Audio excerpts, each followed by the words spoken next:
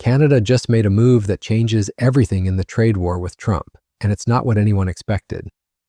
Prime Minister Mark Carney announced Friday that Canada is dropping many of its retaliatory tariffs on American goods. But before you call this surrender, you need to understand what just happened behind the scenes. This story starts with a phone call. After weeks of silence between the two leaders, Carney spoke with Trump Thursday in what the Canadian PM's office described as a productive and wide-ranging conversation. Well, moments ago, we got word that Prime Minister Mark Carney spoke with U.S. President Donald Trump today. The CBC's Rafi Boudjikanian is following the developments for us from Ottawa and joins us now. So, Rafi, we read out that statement just a short time ago, but I'm hoping you can remind us of what it says and the broader context here.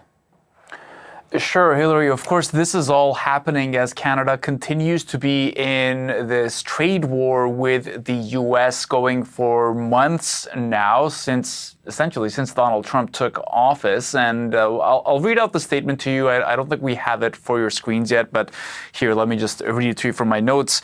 It says, today, the Prime Minister, Mark Carney, had a productive and wide-ranging conversation with the President of the United States, Donald J. Trump. The leaders discussed current trade challenges, opportunities, and shared priorities in a new economic and security relationship. The discussion covered current trade challenges, opportunities, and shared priorities in a new economic and security relationship between Canada and the U.S.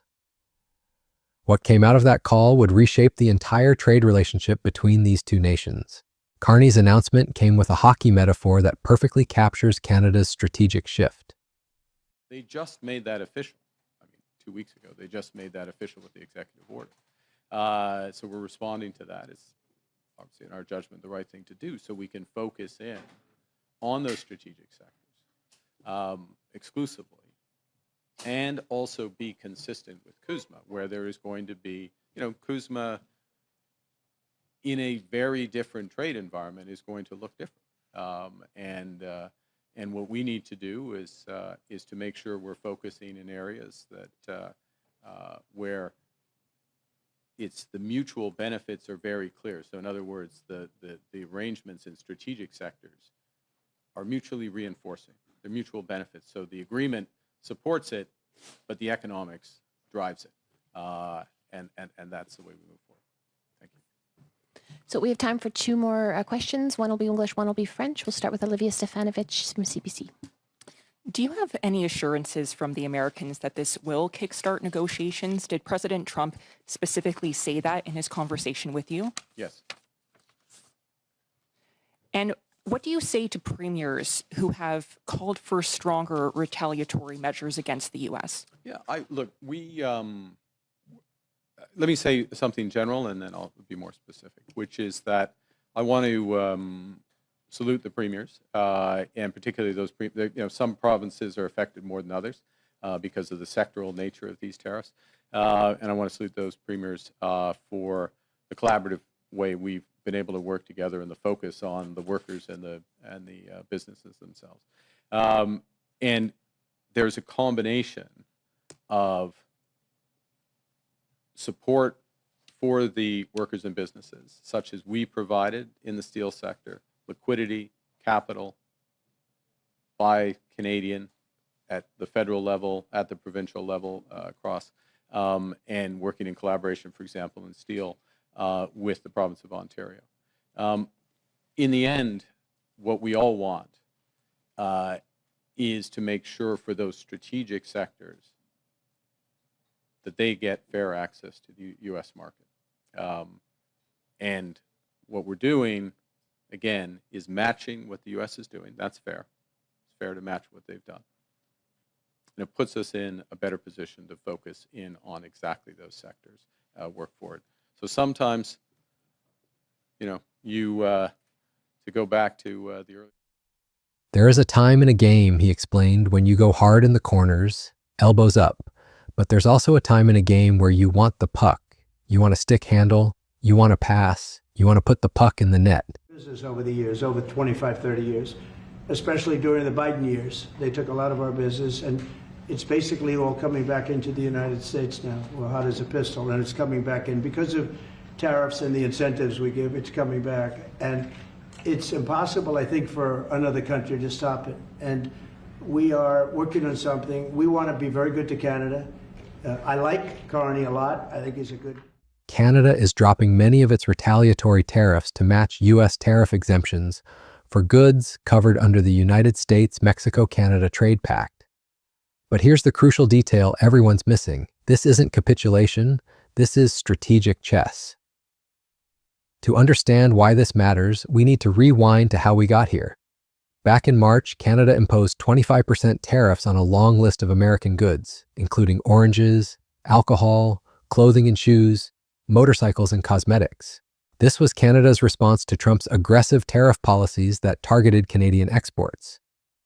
But Trump wasn't done.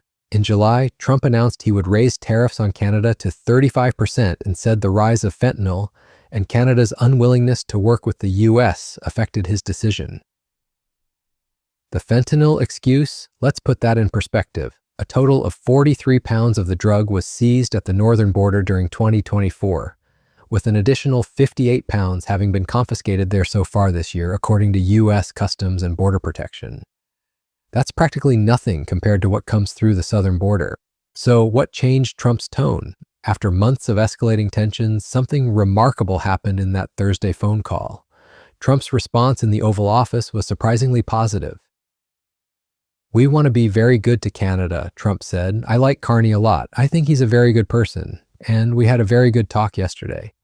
This is the same Trump who had been threatening Canada with punitive tariffs and suggesting it should become the 51st state.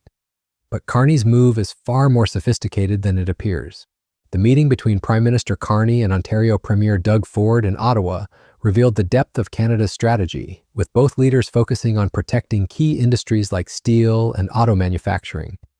They discussed making Canada competitive in new sectors of the economy, including artificial intelligence, with Ford emphasizing the need for political unity across party lines. Notably, Canada's 25% tariffs on U.S. autos, steel, and aluminum will remain in place for now. Canada is keeping its leverage on the sectors that matter most to both economies while removing barriers on goods that are already protected under the existing trade deal. Here's what makes this brilliant. Carney said the commitment of the U.S. to the core of USMCA means that over 85% of Canada-U.S. trade continues to be free of tariffs. Canada is essentially calling Trump's bluff by aligning with the very trade deal that Trump himself negotiated during his first term. The timing is everything. The United States-Mexico-Canada Trade Pact, or USMCA, is up for review in 2026, and Carney called the pact a unique advantage for Canada at a time when it is clear that the U.S. is charging for access to its market. By positioning Canada as the compliant partner now, Carney is setting up for those crucial 2026 negotiations. But not everyone in Canada is happy with this move. Opposition Conservative leader Pierre Poilievre called it a capitulation by Carney. Lana Payne, president of Unifor, Canada's largest private sector union, characterized Carney's announcement as Canada backing down and said the country shouldn't back down unless the U.S. drops all punitive tariffs. Trump's attacks on auto, steel, aluminum, and forestry sectors are hurting Canadian workers in real time, she posted on social media. Walking back counter tariffs isn't an olive branch. It only enables more U.S. aggression. The situation is particularly dire for certain sectors. Catherine Cobden from the Canadian Steel Producers Association didn't mince words when she said the steel industry warns they are in crisis mode. "We're on life support," she explained. "We've had a big gunshot wound and we had 407 more stabbings to the body on Monday with the new tariffs.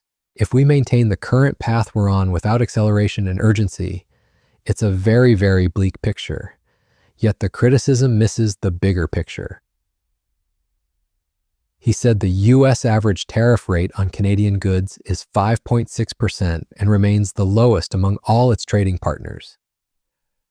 While Trump is slapping massive tariffs on China, Europe, and other major economies, Canada has managed to maintain relatively favorable treatment.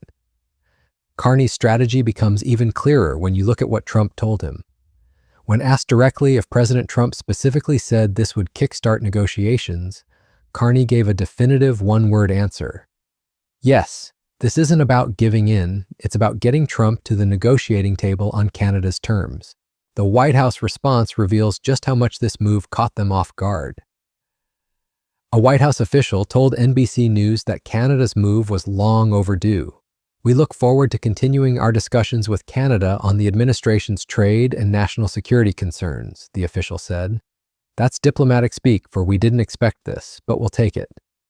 What makes this move even more strategic is the context of Trump's broader trade war. Canada and China are the only countries that have retaliated against Trump in his trade war. By stepping back from full retaliation while maintaining tariffs on key sectors, Canada is differentiating itself from China and positioning itself as a reasonable partner. The implementation details matter too. The change will go into effect on Sep. 1, Carney added, saying he believes Canada has the best trade deal out of all of the countries working with the U.S. Canada isn't rushing into anything. They're giving themselves time to see if Trump follows through on his promises. But there's a deeper economic reality at play here. But 85% only roughly describes Canada's exports to the U.S., which have the potential to qualify for exemptions under CUSMA, not the proportion of exports that is actually spared from Trump's tariffs. Citing that percentage alone understates the costs Canadian businesses are facing as Trump imposes more tariffs, argues Tyler Meredith, founding partner of the policy-based public affairs firm Meredith, Bosanquet and Phillips. The real numbers tell a different story. U.S. Census Bureau data shows that last year, only about 38% of U.S. imports from Canada were traded under CUSMA provisions. This means many Canadian companies haven't been taking advantage of the protections that already exist under the trade deal. Carney's move forces these companies to get CUSMA compliant, which actually strengthens Canada's position in the long run. It's like forcing your own team to play by the rules of a game you're already supposed to be winning. The political calculation is equally shrewd. Carney knows that most of the imports from Canada and Mexico are protected by the USMCA free trade deal, but Commerce Secretary Howard Lutnick has said Trump is absolutely going to renegotiate USMCA. By showing good faith now, Canada positions itself as the reasonable partner when those renegotiation talks begin. Trump's response reveals just how effective this strategy might be. The man who built his political brand on being the ultimate dealmaker suddenly sounds conciliatory when talking about Canada. That's not because he's gone soft, it's because Carney found a way to give Trump what he wants while protecting Canada's core interests. The sectors where Canada is maintaining tariffs, steel, aluminum, and autos, are exactly where Trump's tariffs are having the biggest impact on Canadian workers. Other sectors of our economy are heavily impacted by U.S. duties and tariffs. For such sectors, the Canadian government will act to protect Canadian jobs, invest in our industrial competitiveness, buy Canadian, and diversify our export markets. This isn't surrender, it's surgical precision.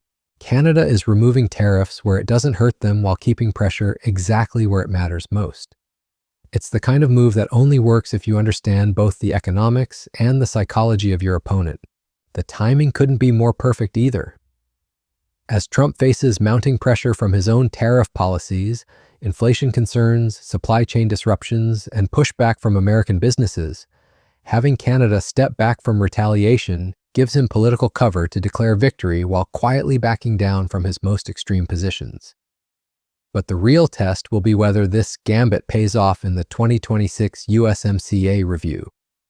That creates a rather hefty source of motivation for the Carney government to make solidifying CUSMA the long-term goal of its talks with the Trump administration. If Carney can lock in favorable terms for the next 6 years, this temporary tactical retreat will look like genius. The global implications are massive too.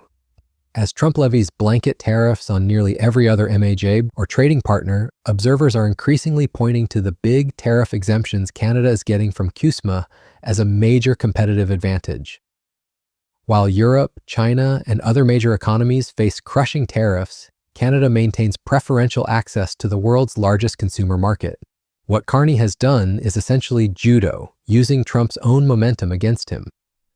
By embracing the very trade deal Trump negotiated, Canada makes it harder for Trump to attack the relationship without undermining his own previous success. It's political aikido at the highest level. The critics calling this capitulation are missing the forest for the trees. Sometimes the smartest move in a fight isn't to hit harder, it's to make your opponent think they're winning while you position yourself for the knockout punch. That's exactly what Carney just did. In the high-stakes game of international trade, Canada just proved that sometimes the best offense is a very strategic defense. Trump wanted to bully Canada into submission, but instead he got outmaneuvered by a prime minister who understood that giving Trump what he thinks he wants might be the key to getting what Canada actually needs. The next few months will tell us whether this gamble pays off. But one thing is clear, the dynamics of the US-Canada trade relationship just shifted dramatically, and it might not be in the direction Trump was expecting. Thanks for watching. If you want to understand how trade wars really work and why economic diplomacy matters more than ever, make sure to subscribe for more in-depth analysis of the stories that shape our world.